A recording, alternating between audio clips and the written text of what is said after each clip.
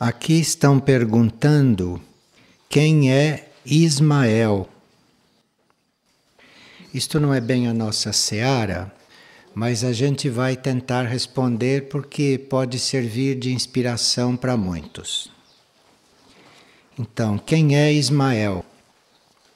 Existe uma história do Brasil escrita do ponto de vista do Espiritismo, que é um pouco diferente da história do Brasil que se conhece, dessa história do Brasil material. E nessa história do Brasil especial, interna, Ismael é um personagem muito básico, porque ele seria uma espécie de entidade que não tinha que encarnar, mas que seria um mensageiro de Jesus ou de Samana. Então, segundo esta história do Brasil especial, quando Ismael foi chamado para atuar, para, em outras palavras, organizar o Brasil, a Europa já havia fracassado espiritualmente. São Francisco de Assis teria sido a última luz que veio para levantar a Europa espiritualmente, e depois do trabalho de Francisco de Assis, na Idade Média, viu-se que a Europa não ia se levantar. Aí vieram outros reformadores, Santa Teresa, São João da Cruz, por volta de 1500, para atingir alguns indivíduos, porque a Europa como um todo não ia resultar em nada mais. Mas alguns indivíduos sim. Então veio Santa Teresa, São João da Cruz e resgataram, salvaram várias almas individualmente. Por isso tudo que eles faziam era ligado à clausura, porque era mesmo para poucos. Enquanto isto, Ismael estava encarregado do Brasil, deste novo mundo. A unidade territorial na América do Norte não ia ser possível mais. A América do Norte ia se dividir toda como aconteceu. Canadá, Alasca, Estados Unidos, México. Aquilo era previsto para ser um mundo só, não separado da Inglaterra. Mas separou-se da Inglaterra, se dividiu todo, e na América do Sul, com os países latino-americanos, também foi impossível manter a unidade territorial. E então Ismael veio nos planos internos, nos planos invisíveis, superiores. Porque no Brasil havia esta possibilidade de se manter uma unidade territorial, apesar de ser muito grande, e apesar de ter 8.000 quilômetros de costa. Mas esta parte da América era possível manter uma unidade. E o trabalho de Ismael foi convocar, nos planos internos, muitas almas para se agruparem, se reunirem, se prepararem e irem encarnando no Brasil. E ele foi, então, o criador, segundo esta história do Brasil, ele foi o criador, ele foi a entidade que conseguiu formar uma alma coletiva no Brasil. E é por isso que o Brasil se mantém diferente em toda a América. Porque o Brasil conseguiu uma alma coletiva. E Ismael, esta entidade, ele viu todos os simples de coração que estavam entre os índios, ele viu todos aqueles que estavam sedentos de justiça divina, todos aqueles brancos que estavam numa linha evolutiva muito decidida, como Anchieta e outros, e viu também muitas almas dos escravos, aqueles que seriam os escravos, aqueles que seriam escravizados. Ismael tinha esses contatos, as almas dos índios, as almas dos negros e as almas dos brancos. Ismael era muito imbuído desta unidade, não ficava dividindo as raças em cores como os outros. Ismael soube reunir índios, negros, brancos, almas. E Ismael também reconhecia essas grandes almas dentro da igreja, como Anchieta, por exemplo. E aí, com esta expressão interna, Ismael conseguiu uma alma coletiva. E esta alma coletiva atuou, essa alma coletiva atraiu outras almas que foram encarnando aqui, e isto conseguiu uma unidade, isto conseguiu aquilo que é uma terra, aquilo que é um país, do qual internamente, espiritualmente se pode esperar alguma coisa. Pode dar um passo para dentro da nova era e realizar nesta nova etapa da vida, nesta nova etapa do mundo que chamam de nova era. Nesta nova etapa, no Brasil, pode-se contar com algum núcleo, com alguma coisa. Agora, é claro que nesta época de juízo, isto não ficou assim tão simples como Ismael criou e como Ismael introduziu.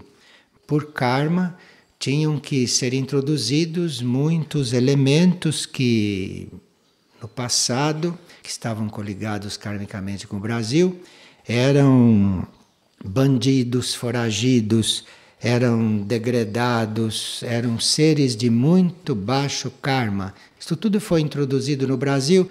Então, eu estou contando uma história do Brasil, mas que não é bem a conhecida. E assim como a igreja não é uma coisa perdida, tem dentro várias almas, na política também deve haver um ou outro que não sejam esses degradados, reencarnados e que estão tendo uma oportunidade antes do juízo para ver aqui esta alma coletiva que realmente é muito fraterna e muito mansa, tranquila e muito calma e muito confiante. Então esta alma coletiva do Brasil, ela absorve todos esses ex-degradados para ver no que vão dar no fim deste juízo. E Ismael é um pouco a alma de tudo isto. Ismael é um pouco a coordenação de tudo isto. E parece que sua tarefa não está cumprida ainda, mas dentro de um plano é bem seguro que isto de alguma forma pode estar se realizando. Bem, isto não é a nossa seara, repetimos, não tenho mais nada o que responder, disse aquilo que podia dizer e vocês levem em conta que, segundo esta história do Brasil, a mansidão e a fraternidade é aquilo que aqui no fim acaba predominando. Nesse período, que vai de 8 de fevereiro a 8 de maio, nós temos recebido muitas partilhas de pessoas que estão se trabalhando, que estão sendo trabalhadas e que chegaram a momentos muito decisivos. Aqui, por exemplo, uma pessoa tem sentido neste último ciclo uma compaixão muito grande, uma compreensão crescer dentro dela, mas ela reconhece que as fraquezas dela continuam paralelamente a isto. Então ela fica muito atônita, porque de um lado ela sente essa compaixão, ela sente esta compreensão e paralelamente ela sente as fraquezas dela que ainda não são resolvidas. Então ela teme que no exercer esta compaixão, esta compreensão, que isto fique contaminado pelas fraquezas dela e pelas coisas velhas e antigas dela. E que quando ela foi fazer o caminho breve, ali isto ficou muito claro para ela. Ela teve um certo sinal ali quanto a isto. No sonho que ela teve no caminho breve, ela andava pelo andar térreo do núcleo Soim durante a noite. E no sonho o céu estava muito limpo, com muitas estrelas. Mas as lâmpadas do núcleo Soim estavam todas apagadas. Tudo ali estava clareado pela luz das estrelas, por aquilo que vinha da noite, tudo aquilo que vinha do céu. Então ele se pôs a acender as lâmpadas elétricas de toda a varanda e de todas as salas. E ele gostaria de saber como é isso, porque ele está lá mais um tempo e ele gostaria de acertar. Bom, o sonho mostra que a pessoa tem uma tendência a fazer a mais do que o que está sendo pedido. Naturalmente, existe um plano evolutivo para cada um de nós, existe uma trajetória que cada um de nós deve seguir e nós temos todas as possibilidades de cumprir este plano.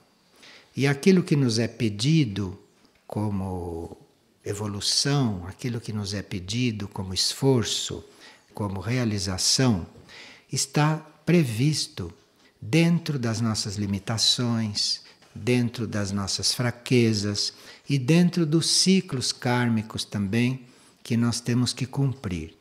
Então, se nós fizermos aquilo que temos que fazer, se nós cumprimos as nossas tarefas, nós não precisamos estar querendo fazer muito mais, muito além, porque aí arriscamos a acender lâmpadas elétricas aonde não é necessário e aonde se pode continuar vivendo com a luz das estrelas, o que é muito melhor. Então, quando nós estamos dentro das nossas tarefas, sinceros, inteiros, dentro daquilo que nos é pedido para o plano evolutivo, não há perigo de nós exorbitarmos, porque num ambiente onde não é necessária a luz elétrica, é um ambiente muito mais afinado com o equilíbrio cósmico. No momento em que a gente acende a luz elétrica, então ali quebra-se um equilíbrio cósmico. E muitas coisas que se passam à noite, muitas coisas que se desenvolvem no espaço noturno, muitos seres sutis, muitos insetos, muitas plantas, muitas flores, muitas árvores que necessitam da noite, isto tudo entra num certo desequilíbrio quando a gente acende a luz, na hora que é para estar escuro. E claro que nós usamos esta luz sempre que precisamos, mas não precisamos exorbitar com o nosso zelo, porque senão acabamos acendendo luz elétrica onde não havia necessidade. Percebe, né, o sentido deste sonho dele? Isto é muito importante. Então, nesse ciclo em que ele está sentindo a compaixão, a compreensão, ele deve exercer isto bem naturalmente, bem simplesmente. Então, aquilo que ele tiver de compaixão nele, aquilo que ele tiver de compreensão, ele use, ele ponha em prática, sem se preocupar, sem querer fazer mais, porque excesso de compreensão, excesso de compaixão é como você acender a luz elétrica onde estava muito bem no escuro. Então, é muito equilibrador isto para todos nós. E uma pessoa está perguntando se os exercícios para desenvolver poder mental, visando concretizar metas e objetivos, se isto é indicado ou se isto prejudica. Nós podemos usar o nosso poder mental, por exemplo, para reafirmar que seja feita a vontade maior. Isto é permitido. Que seja feita a vontade do Pai. Isto é permitido. Cada um tem a vontade do Pai numa determinada conta. Para alguns, a vontade do Pai, a vontade maior, é a vontade única. É a vontade de Deus. Para outros, esta vontade do Pai, esta vontade maior, é a vontade da mônada, é a vontade do próprio Espírito. Para uns e para outros, o exercício é o mesmo. É colocar todo o poder da mente para reafirmar que seja feita esta vontade maior, que seja feita esta vontade de Deus em nós. Então, isto é permitido. Agora, mesmo quando se pede isto, a gente entrega. A gente entrega porque existe sim uma vontade maior para nós. Mas esta vontade maior vai sendo realizada em nós e vai nos levando a realizá-la bem gradualmente, bem sabiamente. Então aí, se nós pedimos com muita sinceridade que seja feita a vontade maior, se isto se faz de repente, isto pode se tornar para nós uma prova. Porque se isto se faz de repente a nosso pedido, pode ser que a gente tenha aí que enfrentar certas lutas, certas dificuldades, quando esta vontade maior começar a penetrar na nossa matéria, nos nossos corpos, principalmente no mental, assim como nós estamos pedindo. Quando se pede uma coisa destas, em muitos casos somos atendidos. Em outros casos, a misericórdia continua dosando, continua graduando, de forma que a gente receba esta vontade gradualmente e de uma forma que a gente possa cumpri-la. Então, mesmo quando a gente usa o poder mental para afirmar que seja feita a vontade maior, uma parte deste poder mental deve entregar a esta vontade maior o que tiver de acontecer. Aqui é uma questão de equilíbrio, sabedoria no fazer esta oferta, no fazer esse exercício, no fazer esse trabalho. Agora, a pessoa estava perguntando também se nós podemos usar este poder mental para concretizar metas e objetivos. Essas metas e esses objetivos, se são da personalidade, se são do ego, é melhor que sejam entregues, porque nem sempre correspondem à vontade maior para nós. Então, há muitas pessoas que precisam realizar muitas metas humanas, precisam fazer este tirocínio, precisam amadurecer, precisam crescer, realizando metas humanas. E, em geral, nós ficamos realizando as nossas metas humanas antes de despertarmos para esta vontade maior. Nós passamos a maior parte das nossas encarnações realizando as nossas metas humanas, de forma que quando chega na hora de nós dizermos seja feita a tua vontade, é melhor que as nossas metas humanas já tenham sido aplacadas, ou que já tenham sido resolvidas, ou que já tenham sido transmutadas, purificadas, porque senão essas metas humanas ainda não realizadas podem trazer desequilíbrio, conflitos. Então é preciso muita sabedoria para lidar com este assunto. É preciso ter isto tudo presente, e se com isto tudo presente ainda persiste aquele chamado interno de fazer a vontade maior, oferece para a vontade maior, se dirige à vontade maior. Mas dentro da vontade maior, é bom que não predomine nunca a nossa. Então nós temos esta intenção de fazer a vontade maior, porém é bom entregar esta vontade ao mesmo tempo. E aí o processo vai muito mais harmonioso. O processo vai acontecendo muito mais sadio. Agora, em um ou outro momento da trajetória, há sempre um momento inspirado, há sempre um momento em que o espírito, a mônada, está especialmente conectado. Então pode sim ser que haja um momento em que a gente possa transcender toda a nossa situação humana, toda a nossa limitação e de repente dar um passo na direção desse poder maior.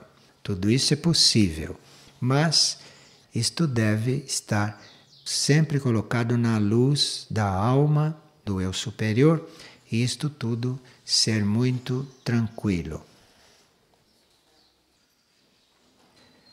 E a propósito da gente descobrir a vontade maior para nós, a vontade da alma, a vontade do eu superior, aqui uma pessoa está fazendo vários trabalhos de assistencialismo e outros em instituições filosóficas e religiosas. E ele está percebendo nele impulsos para as artes. Então ele quer saber se deve interromper os serviços que ele está prestando para entrar por este outro campo. Nós fazemos contato com as nossas encarnações anteriores ciclicamente. Então, de tanto em tanto, nós contatamos internamente algo que vivemos numa vida passada. É só um contato, porque essas coisas que a gente viveu na vida passada ficam em volta do corpo da alma. E segundo os movimentos do corpo da alma, segundo os enfoques do corpo da alma, nós fazemos ciclicamente contatos com vidas passadas. Então, nesta vida, nós já estamos eventualmente numa tarefa bem específica de serviço. Mas ciclicamente pode-se contatar uma vida anterior na qual, por exemplo, a gente pode ter sido artista. E aí, esta ideia da arte pode penetrar na vida atual e nos iludir que nós temos que fazer arte. Isto é uma ilusão, como outra qualquer. Aí, se você está numa tarefa bem definida, se você está numa coisa bem clara e definida, e de repente vem esta influência, ou vem este reflexo de uma vida passada, você terá que ou pedir luz dentro para saber se isto é real, se isto é atual, ou se isso está vindo para eventualmente melhorar a sua forma de atuar, se isso está vindo para ampliar o seu campo de trabalho e para renovar a sua energia naquela mesma tarefa que você está fazendo naquela vida. Então, nós podemos estar servindo, em muitos sentidos, bem materiais, e de repente uma vida anterior de artista pode se projetar aqui. Não quer dizer que eu vá largar tudo e que eu vá pintar quadros, vá compor música, não quer dizer isto. Quer dizer que eu tenho que aplicar aqui a minha sensibilidade, o meu sentido de beleza, de harmonia, de equilíbrio, no serviço que eu estou fazendo hoje. Percebe? Não que eu deva me retirar disto para ir ser artista. Porque se eu já fui artista numa vida passada, facilmente eu vou ser um artista repetitivo ou medíocre nesta. Porque o que eu tinha de fazer como artista eu já fiz. E agora eu já adquiri muitas coisas, eu já adquiri muita harmonia, muito equilíbrio. E isto eu tenho que aplicar, mas não de novo como artista. Não pintando, compondo ou dançando. Eu tenho que aplicar aquilo no que eu estou fazendo hoje. E o que eu estou fazendo hoje, se eu me aperfeiçoar, isto vai ajudar o que eu tiver de fazer amanhã, no ciclo futuro. O que a gente realiza não é para repetir. O que a gente realiza é para aplicar naquilo que a gente está fazendo atualmente. Mas repito, eu estou dizendo isto, mas pode não ser o caso desta pessoa. Por que os grandes seres que pregavam a verdade, pergunta uma pessoa, geralmente tiveram suas vidas interrompidas tragicamente? Estas mortes seriam consequência de algum karma deles ou eram uma oferta para equilibrar o karma do planeta e da humanidade? Pode ser ambas as coisas. Um indivíduo pode desencarnar assim, desta forma, por karma dele próprio, mesmo depois de ter tido uma certa evolução. Porque o nosso karma de violência não é resgatado ou não é transcendido todo de uma vez. O nosso karma de violência pode ter sido grande, muito amplo, e haver restos de karma de violência trazidos até para etapas em que nós já estamos bastante fora da violência como consciência, mas estamos ainda com este karma para ser resolvido. Ou pode ser também que o indivíduo tenha se oferecido por assumir o karma de violência do mundo, da humanidade. E a pessoa está perguntando se existem muitos seres transmutados neste momento da humanidade. E o que é exatamente a transmutação? Transmutação, neste sentido que ele está perguntando, é a troca de almas. Então, uma alma se retira, cede o corpo para outra alma. Então, isto é uma transmutação. A quantidade de transmutações depende também de estarem feitos alguns ajustes kármicos. Primeiro é preciso um ajuste kármico. Primeiro é preciso que um certo karma de serviço seja cumprido, que é para a alma poder sair daquele corpo e ceder aquele corpo para um outro. O karma do corpo no serviço deve estar ajustado o suficiente para haver a transmutação.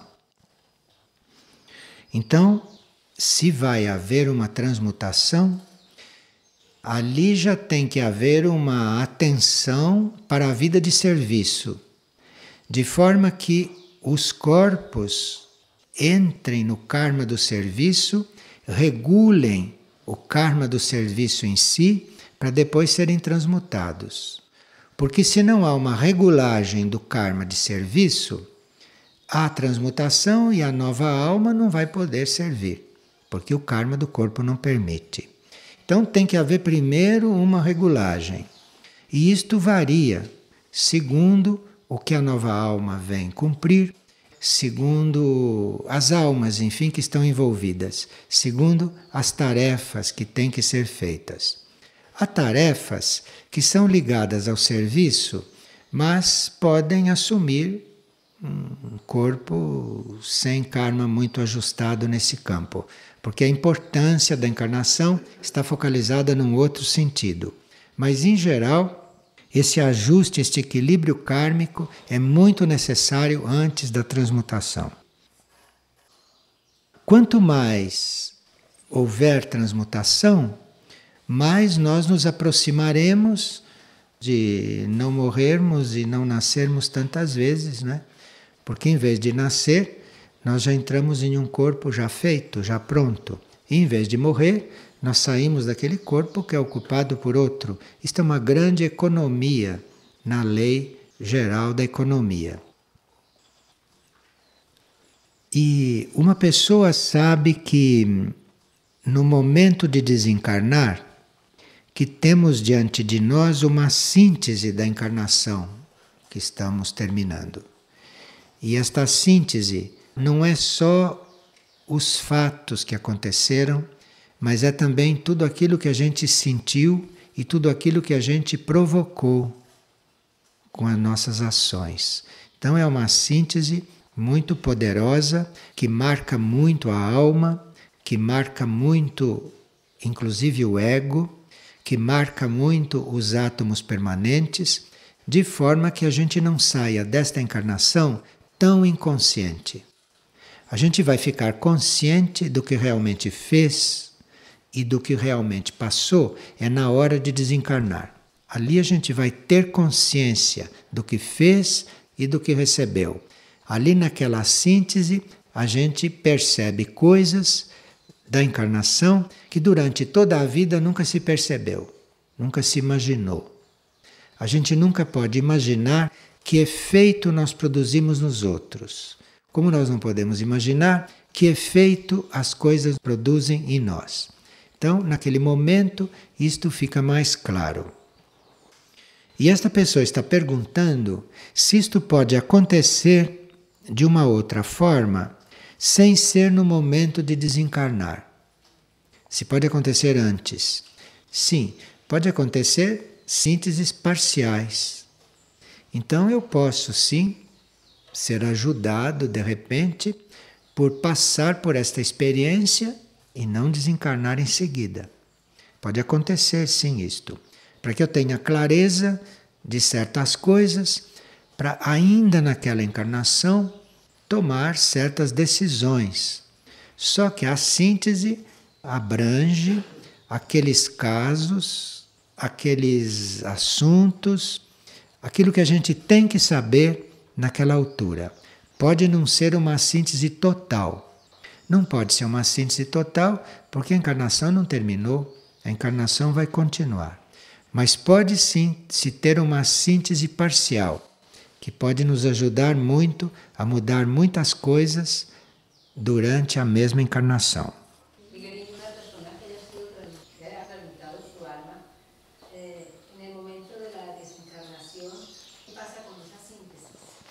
Se quando a gente é transmutado, no momento de desencarnar, a gente passa pela síntese.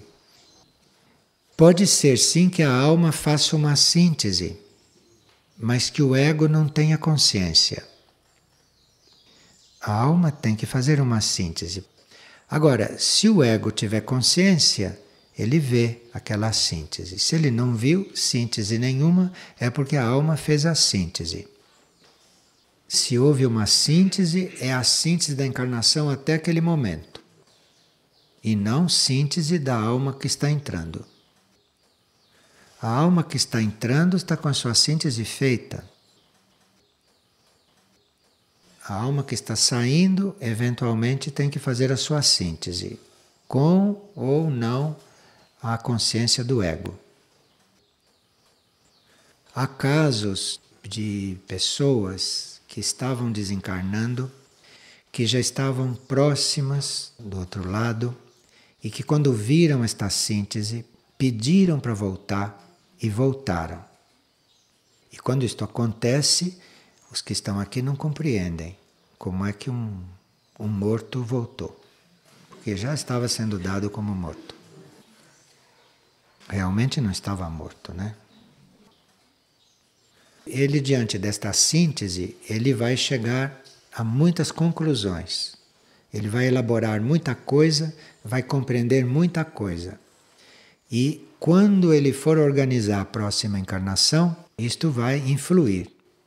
Ele não vai organizar a encarnação na hora que ele está desencarnando. Ele vai ali elaborar muita coisa, compreender muita coisa, enfim, fazer a sua síntese. Pode aprender muito. Aquilo é um momento muito precioso. Se pode entender muitas coisas que em vida não se entendia. Então aquilo é um momento único. Pode ser um momento de clareza como a gente nunca teve antes. Por isso é que quem está em volta devia ficar o mais longe possível, para não estragar esse momento de quem está partindo. Porque qualquer coisa ali em torno está influindo, está atrapalhando isto. Então, é um momento único aquele, no qual se pode constatar muitas coisas que durante a vida a gente não tinha percebido. Então, isto é muito importante, porque isto vai influir na hora de você, como alma, organizar a sua encarnação. Por mais que você, durante a vida, faça exames de consciência, você nunca vai ter uma clareza como naquele momento. Aquele é um momento único e que deve ser esperado como um momento muito importante. E que, quando está se aproximando, você o receba com todo o seu coração aberto, porque ali você vai ter uma visão como você nunca teve de tudo que se passou. Enfim, ali é um momento único. Isto é muito enriquecedor para o ser, para o espírito. Bem, se a pessoa está sob a ação de medicamentos, se ela não está lúcida, uma parte dela vai fazer esta síntese lucidamente, mas eventualmente a outra parte não vai fazer lucidamente porque está dopado. Então, pode ser que a síntese é feita sempre. Aquilo que não está sob a ação do medicamento, ou aquilo que está sob menos ação do medicamento, vai ter mais consciência desta síntese. Mas essa síntese sempre reflete no átomo permanente daquele corpo. Você pode estar sob a ação de um medicamento, mas o átomo permanente daquele corpo está participando mais ativamente, mais lucidamente. O importante é o átomo permanente do corpo. Ele que está passando pelo processo. Claro que se a consciência ali naquele momento está desperta e participando, para ela é uma escola. Agora, se ela está participando menos, o átomo permanente do corpo está vivendo. Quando será solucionado em nós o problema da saúde, o problema do governo e o problema do dinheiro?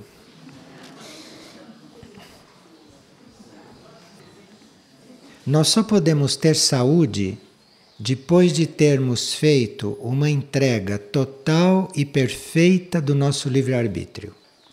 Enquanto nós tivermos livre-arbítrio ou enquanto nós tivermos um resíduo de livre-arbítrio, não se tem saúde perfeita. Quanto à questão do governo, nós nos sentimos realmente governados, isto é, nós não teremos mais necessidade de sermos governados por algo, por alguém, por um grupo, por um governo político. Enfim, nós não precisaremos mais sermos governados quando tivermos encontrado bem claramente o nosso eu interno e quando estivermos sendo conduzidos totalmente pelo nosso eu interno. Aí não precisamos mais de governo algum. Agora, questão do dinheiro, isto só vai ser resolvido quando nós já estivermos preparados para não levar mais em conta as nossas necessidades, mas estarmos suprindo a necessidade alheia. Então, quando você já estiver preparado para só cuidar de suprir a necessidade alheia e não pensar na sua, olha, necessidade não é só comida e roupa, necessidade é tudo, é a atenção dos outros, é tudo. Tudo que você necessita, isto deve já estar tudo transcendido. E você cuidando só da necessidade do outro. Aí não há mais problema de dinheiro. Uma pessoa escreveu que ela é muito ligada à figueira, que ela vem aqui há muitos anos e que ela tem achado que nós que estamos aqui ainda somos muito humanos e manifestamos muitas coisas humanas demais para este lugar. E foi nessa estadia aqui que ela percebeu que nós aqui nos deixamos levar muito pelo lado humano. E ela estranhou isto. Isto quer dizer que você tem que se trabalhar mais neste sentido. Porque se você está num momento em que deve transcender o seu lado humano, você fica vendo no outro esse lado humano e não vê outras coisas. Então, se você chegou aqui, nos encontrou a todos muito mais presos ao lado humano do que éramos, independentemente disso ser verdade ou não, não estou questionando isso, mas se você viu isto aqui, é sinal que você está num momento de controlar o seu lado humano mais do que você controlava. Para você é um momento muito importante agora, de transcender certas coisas humanas suas. Se você der este passo de transcender as coisas humanas que você ainda tem que transcender, se você der este passo, a próxima vez que você vier aqui, em vez de você notar a nossa humanidade, você virá aqui cheia de compaixão e nos ajudará a transcender o estado em que nós estivermos. Está certo? Então, não é questão de chegar aqui e ver lado humano ou lado não humano. Questão de chegar aqui, já tendo transcendido tudo isto, para nos ajudar a transcender o ponto no qual nós estivermos, seja qual for.